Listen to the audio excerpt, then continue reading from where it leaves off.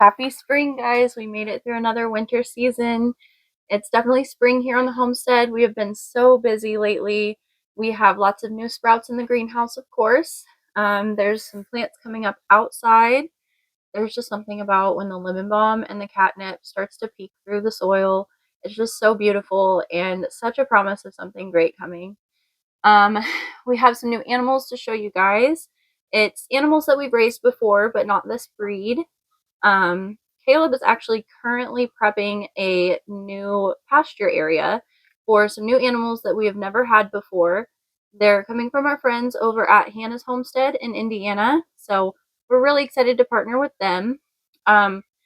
We have a lot of new things going on in the garden this year. We're going to show you guys kind of the beds that we've prepped. We really only have a couple of things, the potatoes and onions in the ground right now, but we have a lot of beds prepped. We're trying some new techniques and also some new soil amendments. But yeah, lots of opportunities to learn, and we're really excited to have you guys learn along with us. So I'm going to go ahead and start with our chick brooder again. These guys are actually going outside to a chick tractor that we built them. We'll show you guys that process, kind of tell you how we built the tractor and how it's set up. We do have some new guys in here. So there's our original, these are 6-week-old chicks that we hatched ourselves. And then we have, see if I can show you guys, these are our Cornish cross chicks. They're 4 weeks old. We just got them from our friends down at Sun and Bloom Farms.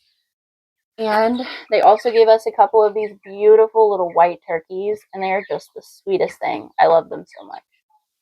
So everyone will be going outside. They will have a lamp, just as needed, but everyone is feathered and looking good. Caleb just got done moving these guys down from their greenhouse brooder to their outdoor chick tractor. This thing is super nice. It's made completely from scraps with the help of our friends down at Mini Hobbies Mini Farm. It has some scrap metal from an old building. This is a soon-to-be handle. It's some scrap metal we found in the yard, a pool noodle, and duct tape. Because what's a chick tractor with no duct tape? We have some scrap wood that we've just found here and there, making a really nice little flashing here to help with the rain. Instead of chicken wire, it is made with hardwire cloth, so it's predator proof and we don't have to move these guys every single day. The hardwire cloth is all repurposed off of various projects on our property. There's a handle here that it will go up and over and then back down to this board over here. That'll just make it a little bit easier for us to move it. And then there's a couple of wheels back here, one there and one over here. And then it's just slightly raised off of the ground, just enough to make it movable. And I'm sure you guys are wondering what this giant white thing is here in the middle. It's actually the top of an old water container. We cut the hole right here in the middle for the chicks to be able to go under it. It kind of works as a greenhouse and also keeps them out of the rain and keeps them warmer. So it'll just be a nice way for them to transition from inside to outside. And on cold nights, they will still have a light. So they won't be cold, but they're definitely happy to be outside, picking through the grass, getting a little bit of scratch. We're going to be getting some Kuni pasture pigs here in a few weeks. And I'm just getting this place set up for them, getting the fence put up. But they're good pigs to have out on the pasture, out in the woods. They'll eat all the nuts out there, and just great pigs to have. I hear they're really good tasting. We've never had pigs before, so this will be a really cool experience for us. Hopefully it'll go as planned. Nothing does though, so we shall see. Earlier this week, Jess over at Roots and Refuge posted a video that really resonated with me. She talks about the importance of making your greenhouse or your garden a space that you like to just go hang out. It's not just a place that you go to work. For those of you that don't know, about 10 months ago, we lost our house to water damage and mold. Ever since then, we have been living in a tiny house, and that is with a 4-year-old and a 1-year-old. So this winter's been a little bit cramped, as you can imagine. But this greenhouse has been totally life-saving. We can all come out here even if it's windy or it's chilly or it's raining even. We can come out here and get some fresh air, get a little bit of vitamin D from the sun. We have a gravel floor in here, so the boys get to come in and just kind of dig around, and you give these boys a little bit of dirt and a shovel and a truck, and they're good to go. We've also been putting a few little nods in here to our original farm. We were originally Restoration Farm, which was a farm name that rolled over from the last owners. But whenever we lost the house, we kind of rebranded. We're starting a lot from the ground up, but we did not forget where we came from and who helped us get here. So we have a few little nods to Restoration Farm that I'll make sure I point out as we go through. So we have a couple cute little signs that the previous owners left here. We've kind of moved them around a little bit, but kept them in here. A couple paintings that I did quite a while ago. This picture over here was from my best friend. She gave it to me whenever I was pregnant with my youngest, and just never got a chance to put it up in his room, so it's out here. And these cute little stained glass window pieces the previous owners left us. They were on the kitchen window of the old house, so we brought it down here. Then we have, this was at the end of our driveway whenever we were Restoration Farm. It was made by the brother of the owner. And then just a couple little pictures from our house. Just made it a little bit more homey. Down here on the little seedling table, we have marigold sprouting, zinnias doing great. This is our seed blocking experiment. I am so proud of these peppers popping up. Look at all of them. They're sitting on a cold stainless steel cookie sheet with no heat mat or anything and still sprouting. We had a freeze that got down to 18 degrees outside, and I believe the greenhouse was only like 28 degrees that morning because our heater shut off.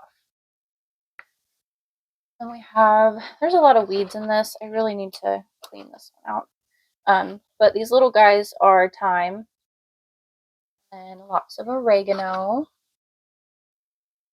Holy basil popping up. Again, a few of those are weeds that I need to pull out. Got some medicinal plants. These seeds I actually just started not very long ago. This row is eggplants that just popped right up. Did not remember them germinating so fast last year. And then these toothache plants, these are actually from seeds that I saved from my neighbor who gave me some flowers for my youngest whenever he was teething. I made some oil out of that and it really helped. And then this Colorado yarrow is actually a variety that has white, yellow, and pink yarrow flowers. So I'm really excited to see how that turns out. We have our peanuts here. There's only one of them sprouting and it's not very big. But they haven't been in there for very long. So we have some tomatillos sprouting. Pretty surprised at how fast those came up. And our peppers. There's only a few sprouts still, but I reseeded it yesterday, so all of these that don't have a plant in them were reseeded, and hopefully we can get them to still sprout in time. Big tray of chamomile. Beautiful as ever. And then this is actually a couple trays of calendula. I started these for our moms. Surprise, moms! Your Mother's Day present is a lot of plants, but we'll come plant them for you, so it'll be okay. Then we have some thyme. I don't remember what this is. Oh, lavender. There's some lavender that hasn't sprouted, and then the thyme has sprouted. And this calendula is doing fantastic. These leaves are just so thick, almost like a succulent. And our brassica tray, these guys are actually going to be going outside here in, I believe, a week, maybe 2 weeks. Got our broccoli, cauliflower, cabbage, and artichokes. And another seed blocking tray. These are marigolds. These will just be used around the property, around the garden, just for a natural pest management. Cilantro, beautiful as always, with one pea that I guess I missed. Some basil here, some basil there, a little bit of rosemary. But not that. That is, I think, Queen Anne's lace. Oh, guys, I think a rosemary. Our lettuce exploded overnight. There's butter crunch. There's arugula. It's kind of hard to see down here, but there's kale. Some of the kale is popping up. There it is. This was scarlet kale, so it'll actually be purple. Arugula is just so beautiful. And now this lettuce, I kind of forgot that it was red lettuce, and I thought it was dying. But it's just turning red. It is fully alive. Little spinach babies. Lots of little spinach babies. And this tray, you might remember in the first video, this was peas. I took those peas and I planted them on our trellis outside that leads into our strawberry patch. These strawberries were just absolutely taking over. So I took them out and I'm rooting them in here, and hopefully I will be able to give these to a friend to help get her strawberry patch started. Up here, these are all of our up-potted tomatoes. I know it looks like a lot. It does. It's not that many. Don't worry. We've got these itty bitty spoon tomatoes. I did 10 of these because these are Cooper's absolute favorite. They are teeny tiny, smaller than a penny, and so sweet. Then these black cherry are a normal sized cherry tomato, but they're, like it sounds, they're a little bit purple, and they're really pretty and really delicious. The Isis candy, I have not grown these before, but they're supposed to be very sweet. And these two, these I'm very excited to make salsa with. We have a Sugar Rush peach pepper, and I plan on using that with these tomatoes and making some really good, maybe peach flavored salsa. Have our San Marzano and a purple tomatillo. San Marzano is more for like pasta sauces and stuff like that. They're similar to aroma. Have our companion tray for the market. It's actually doing really well considering it has no heat too. There's cherry tomatoes in each of this, and 3 basil. Little tomatoes are popping up. There's little basil popping up. Those will be ready before too long. Our zucchini. Our loofah. These guys are struggling. I think these were probably hit almost the hardest out of all the plants by the freeze. Really, barely hanging in there. Then down here,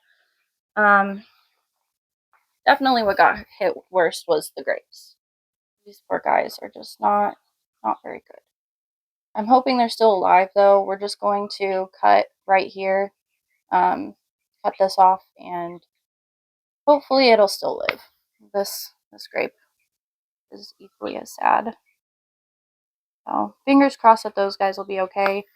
Our raspberries are fantastic. The blueberries are still good. A couple blueberries are kind of struggling, but I think they'll be fine. The lilacs are good. These guys got very droopy, so I'm very happy that they came back. And then we have, this hasn't come up yet. I planted a peony, however you want to pronounce that. Grandma called it peony, so that's what it is to me. And then some bleeding hearts. Carter kind of was creative with this one, put some different dirt in it. But my grandma always had bleeding hearts, so I'm just kind of keeping that to tribute to her, just like the lilac bushes. Let's go take a look at what we've been doing in the garden. So this is our garden. We have, I believe it's about 2 acres that's fenced in. There's a small gate here, and then at each of the opposite corners we have larger gates in case we need to get a truck or our side-by-side or anything larger in there. And we do put our goats in here whenever there's no plants growing so that they can kind of get extra forage, help us clean up a little bit. So sometimes it's a little bit easier to just get them through those wide gates. And then through the entrance, we have 3 of these cattle panel trellises. Last year, I tried to grow peas and butterfly pea flower and a couple of other things, and they just didn't do very well. I had pumpkins over here and over here behind my baby carrier, and they just kind of grew up and over the trellis and took over, which was actually fine because we got plenty of pumpkins and it was pretty magical walking through until the squash bugs took over and there were squash bugs on our heads. That was not magical. But we are actually going to be burning these sections to hopefully help with the squash bugs this year. They pretty much annihilated us last year at the end of the season. We just gave up and let them have it. So I'm going to take you guys on in and show you the other beds that we're getting ready. When you walk through the entrance here, this was all mulched, but the mulch has now broken down and it's just kind of muddy and covered in hay. We'll probably re-mulch that this year after we get done burning everything and prepping all the other beds. We'll get around to it. It's not top priority. So over here, this is the burn spot I was talking about. This is where we're going to extend our pumpkin patch to. They spread pretty well, so it'll be this whole area as well as this whole area, probably up to there. And then over here, this is something that Caleb came up with that I think is such a good idea. It is our potato bed, but he made it in a grid. So he tilled here all the way around and then some lines through the middle here. So we have some little pads to step on without messing up the plants. We have 36 potatoes and 36 onions all interplanted here. The onions actually help deter the pests from the potatoes, so it works really well as a companion plant. And then over here next to it, we have a row of raspberries. They're not in the ground yet, but it will be a row of raspberries. A row of blueberries. There's only 1 plant here, but we have the other 4 in the greenhouse ready to go. We have some lettuce here and here. And then we'll be planting broccoli and cauliflower with dill as their companion plant. I really like to have at least 1 herb with every plant as a companion. You get some extra herbs and you also have some natural pest control. Now over here, this is probably my favorite part so far. Caleb has tilled up 2 very long rows and used some scrap fencing to put in a trellis here, and then we'll also have a trellis going in here. Each one of these will fit 16 tomato plants, and then we will have cilantro and basil as their companion plants, and then carrots around the edges, again as a companion plant. So last year, we hardly got any tomatoes from the whole entire garden, which was pretty devastating considering how much my oldest and I just absolutely love a good fresh tomato. The only tomatoes that we did get were the ones that were deep down in the basil that I had way overplanted at the base. I couldn't keep up with taking care of the basil and I just kind of let it go. But it worked in our favor because the only tomatoes that we got were buried in that basil, and I believe it did protect those tomatoes from the deer and the hornworms that took out the rest of them. So I will always have basil with my tomatoes every year. So this is our pepper bed. It was a pepper bed last year. It worked really well. We don't see a reason to change it, so we're not going to. We'll plant some oregano in there as a companion plant for those. And then back here behind it, you see all those sticks standing up. That's actually echinacea, which is a native Missouri plant, and it's amazing for your pollinators as well as being extremely medicinal for humans. We only harvest a little bit of the roots, probably I'd say about half, if that, and we leave the rest to regrow the next year, and we also leave a lot to seed. We harvest a little bit of the aerial parts to use, but I like to work with the roots the most, so that's usually what we harvest. We try to only harvest what we're going to use. Then over here, I've got a bed. This has zinnias in it from last year. We let a lot go to seed, and then we planted a little bit more. And on the north side, northeast, I've planted the calendula, which actually doesn't like really, really hot heat or a lot of direct sun. So in the hot summer days, whenever the sun is at its hottest, the zinnias in the center will shade out the calendula on the northeast side. Then back here behind that bed, you can see beginning stages, guys. Bed prep. It's not beautiful. This is a U-shaped bed. This is where my tomatoes were last year. This year we're going to make it beets with cabbage. Those are also companion plants. I'll probably find an herb to throw in there too, of course, because we got to have an herb everywhere, right? Now past those beds, we have a gigantic asparagus patch. There's none coming up quite yet. None that I've noticed just yet anyway. But this has been here since we moved here. It was planted by the previous owners, and we got quite a bit of asparagus from it so far, and I'm looking forward to it multiplying this year. We have a nice circle bed here. This is probably the most fertile spot anywhere. We have loads and loads of chicken bedding and goat bedding and compost and the mulch from the playground. All of it is just stacked on there, and it's probably about 8 inches thick. I think we're going to plant our watermelons here, but that is definitely subject to change. It does get pretty swampy in this area. Over here, this is very messy, but it is our fruit trees that we have. Caleb just pruned them quite a bit. RIP branches on the ground. We also have a lot of medicinal herbs all throughout this whole area.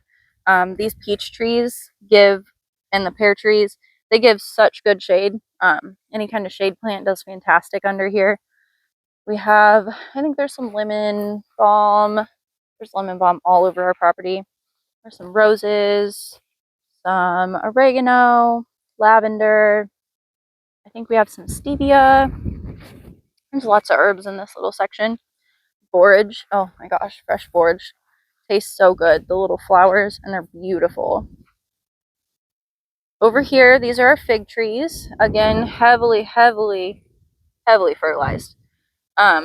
We have that whole section over there is mint. If you've never grown mint, just know that where you put mint, mint will stay. So we have a lot of mint over there and some sage on the opposite side, which is in the mint family. So same rules go there. This over here, I'm pretty excited to see how this turns out. Not sure if you can see. It's probably about 8 foot tall. It's huge. That's a little circle. This is going to be for pole beans. So they'll climb up these trellises and probably be pretty cool. I think we'll probably put a few bush beans in the middle or something. The property is still a huge work in progress. I don't think we're ever going to be done. I don't believe in done on a homestead, but we have made a lot of progress so far, and I'm really excited to see how great it can be, how great we can make it. It was fantastic when we moved here, and I'm just excited to take it even farther. So from everyone at the homestead, including this little mud ball down here, thanks for watching.